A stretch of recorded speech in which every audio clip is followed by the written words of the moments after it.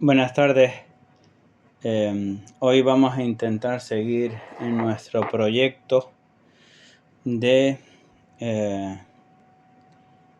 intentar en lo posible subsanar el defecto que ya denunciara a Manuel Trujillo en uno de sus artículos, que Canarias se ignora e ignora que se ignora. Hoy vamos a hablar de uno de los mitos propios de estas islas, que es las selvas doramas. Como sabemos, para que una literatura, aunque sea una literatura regional, se identifique como algo diferente al resto, tiene que tener una serie de mitos propios. Y uno de los mitos propios de nuestra pequeña tradición insular es la selva dorama. Por empezar por algún sitio, habría que decir que en el Le Canarien de Gadifer de la Salle, estamos hablando de una crónica de principios del siglo XV, 1402 más o menos, ya habla de Gran Canaria como una isla que tiene unos bosques muy frondosos, con abundancia de agua, de aves, de plantas, de frescura en este bosque. Y esto es ya es una descripción en una crónica, sin entrar todavía en el terreno literario. Pero ya Gran Canaria es descrita desde un principio por su abundancia en bosques, ¿no? El Le Canarien es un libro que podemos conseguir en ediciones IDEA, ¿no? Seguro que habrá más, pero creo que en ediciones IDEA se puede conseguir con facilidad. Otra crónica importante es la Lacunense, donde ya nombra de forma particular la montaña Orama, o montaña Dorama, que la describe dentro de la secuencia de sucesos que tienen que ver con la persecución de Oramas y su refugio en la selva. En esto son crónicas históricas y aún no hemos entrado en el terreno de la literatura. En este sentido va a ser Bartolomé Cairasco de Figueroa, que es el príncipe de los escritores canarios, quien en su Comedia del Recibimiento, hablamos de 1582, al obispo don Fernando de Rueda, describe la montaña Dorama como un locus amoeno.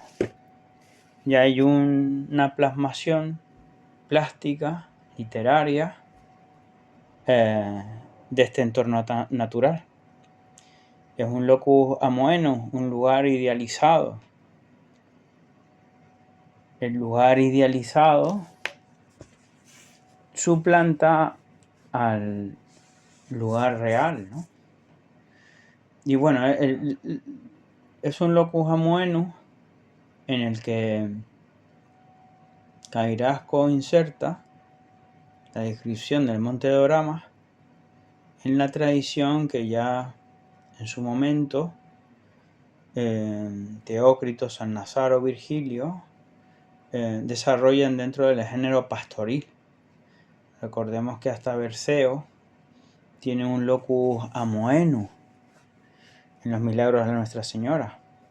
Es un género literario antiguo, y Bartolomé Cairasco de Figueroa hace una primera inclusión de un monte canario dentro de esta tradición.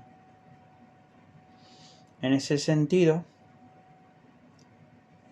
Emilio Orozco, en un libro que se llamó Paisajes y sentimientos de la naturaleza en la poesía española, en 1974, describe cómo la naturaleza es incorporada a la sensibilidad literaria en el Renacimiento. No tenemos más que leer las canciones de Garcilaso para entender cómo efectivamente la naturaleza es incorporada al relato literario. Se busca en la naturaleza la belleza. Si bien canónicamente, o sea, los críticos, en la descripción que hace Bartolomé Cairasco de Figueroa sobre la montaña de Dorama, que empieza con los consabidos versos, este es el bosque umbrífero que de Doramas tiene el nombre célebre, ¿no? Y así sigue. Pues esta descripción, estos versos, son canónicamente la descripción del locus amoenus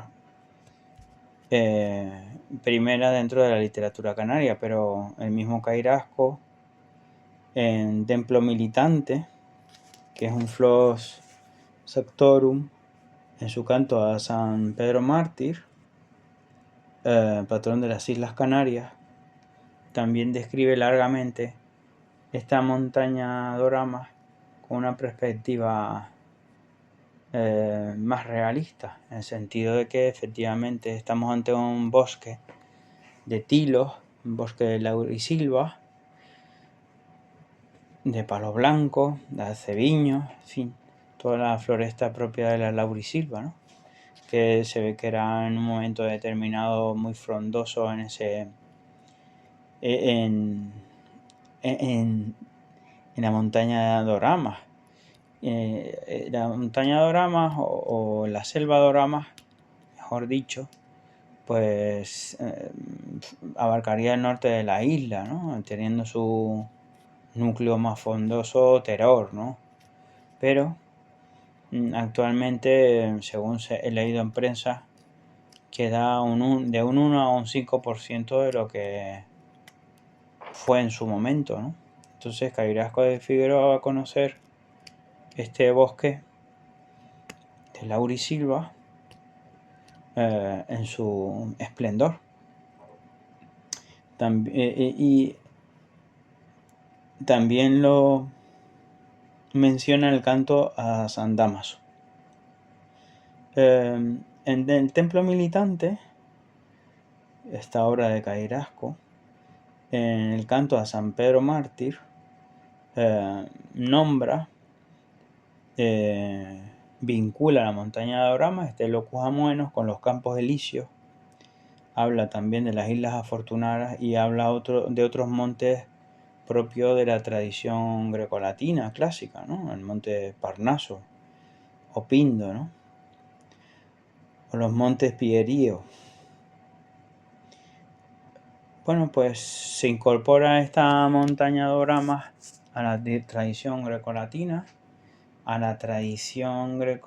que subyacía o que tenía tradición en las islas, ¿no? Los campos elíseos son vistos en esta selva, ¿no? También Antonio de Viana, en su poema Viana, en los versos 777-780, vuelve a mencionar o menciona la montaña de Doramas, ¿no? Dice, comenta en uno de sus versos, dice: a donde murió el Doramas valeroso, señor de la montaña deleitosa, que celebra en sus rimas y bucólicas la pluma del divino Cairasco. Pues otro apelativo, ¿no? La montaña Doramas, una montaña deleitosa. Es una montaña donde la naturaleza se muestra placentera, amena, agradable a los sentidos, de gran frondosidad. donde los rayos del sol apenas pueden penetrar en la selva, ¿no? Con ríos, canto de pájaros, ¿no? Es la selva de Orama en su esplendor.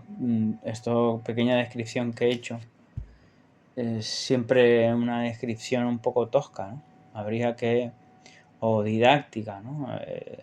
Habría que remitirse a la lectura propia de los textos que dedica Carrasco de Figueroa para ver cómo la describe, ¿no? E incluso me atrevería a decir que Leonardo Torriani, en la descripción e historia del reino de las Islas Canarias, pues también tiene una descripción de la montaña de Orama muy bella de ser, que merece la pena ser leída, y una bella descripción que por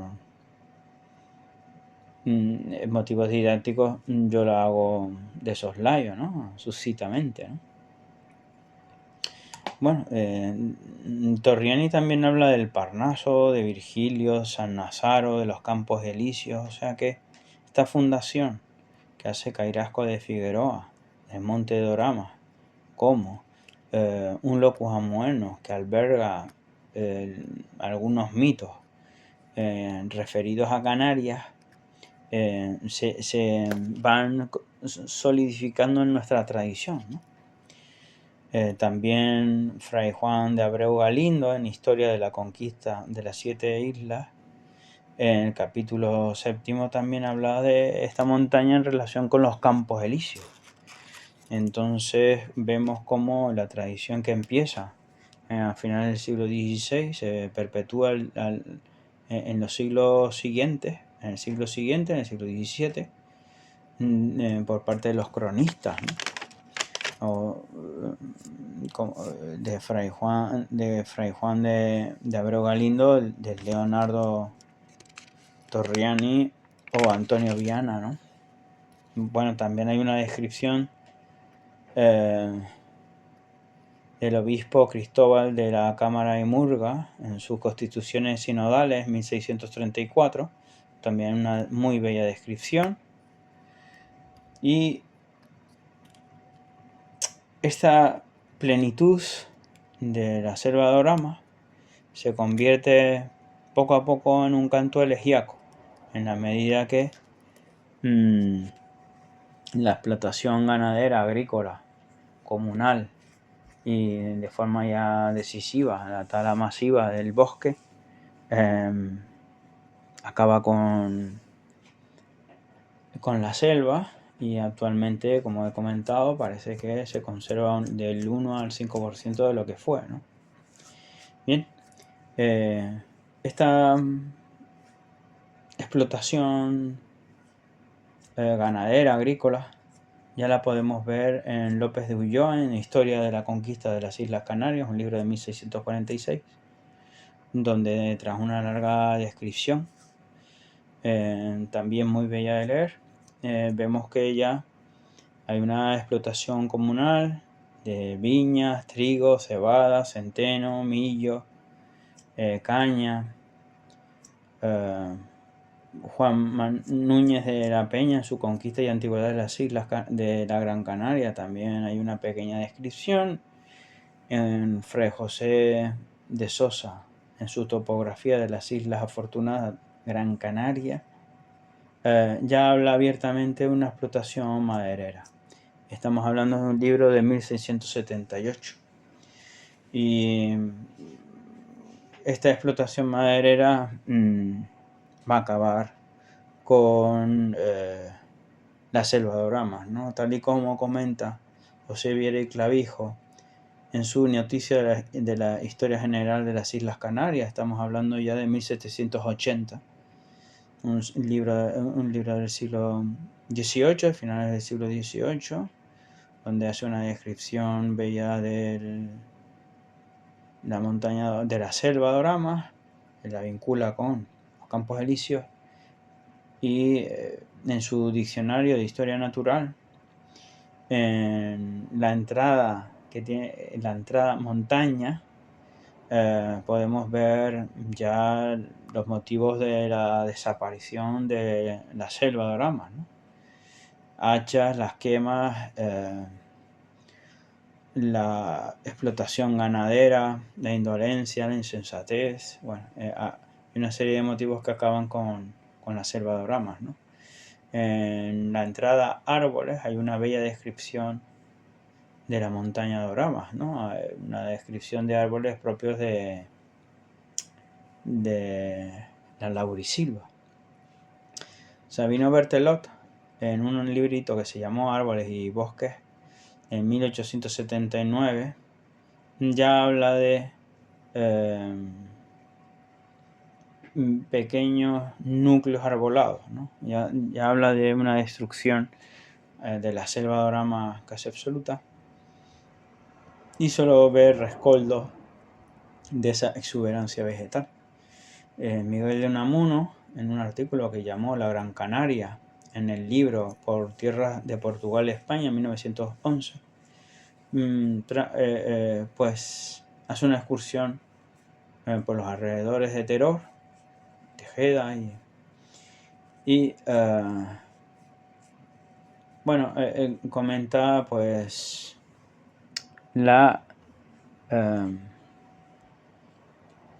lo gratificante de la naturaleza, ¿no? De aquel paraje, sin saber, o por lo menos no lo expresa, que son ya pues las ruinas de la selva de Orama, ¿no? Bellísimo poema de Tomás Morales, La tarde en la selva. Es uno de los poemas dedicados a la selva de Orama, a la selva, ¿no? Que recomiendo leer vivamente, y que como poeta modernista, además de la bella descripción literaria que hace de la selva, mete ya elementos modernistas como elfos, gnomos, lares, etc., ¿no?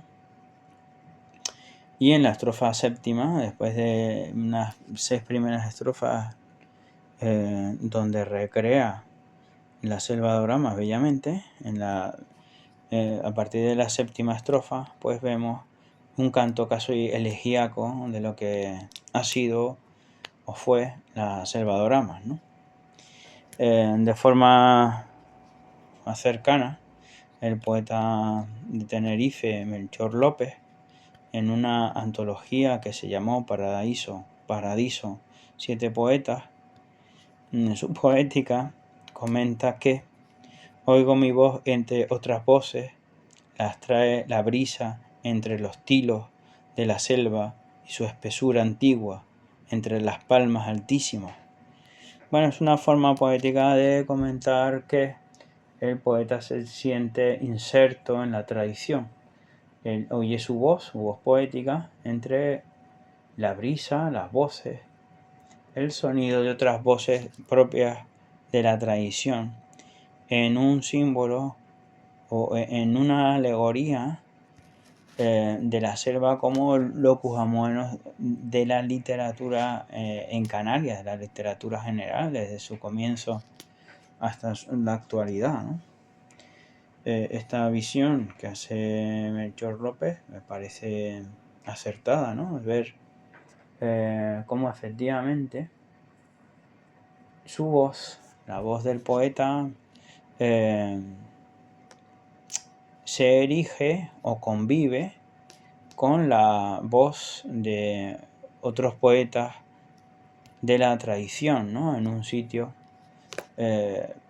mítico, que sería la selva de Orama, mítico porque es recreado como un locus amoeno, un lugar idealizado, estilizado, y que tiene que ver con los mitos propios del mundo grecolatino, tanto el jardín de las Hespérides como el Campos Elíseos, ¿no? Pues sin querer alargar en exceso esta primera acercamiento a la selva de Orama, creo que doy cuenta de la importancia de este mito de la selva de Doramas dentro de la tradición. Un mito que solo se puede asociar a la literatura en Canarias, y en ese sentido la literatura canaria se distingue o marca frontera con otras literaturas.